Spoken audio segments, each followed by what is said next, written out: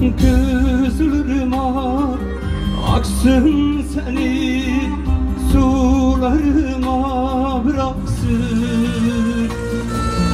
Diyarbakır adını bir fırtına yağsın.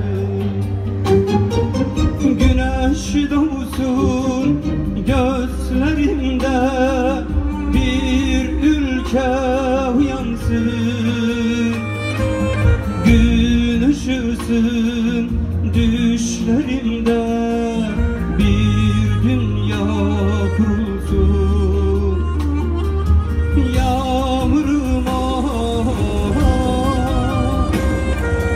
rüzgarıma bir bulut ol gel bana.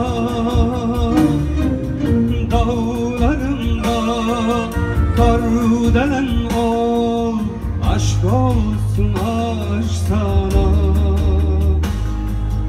Yağmuruma, rüzgarıma bir bulut ol gel bana. Dağlarımda kar delen ol, aşk olsun aşk sana.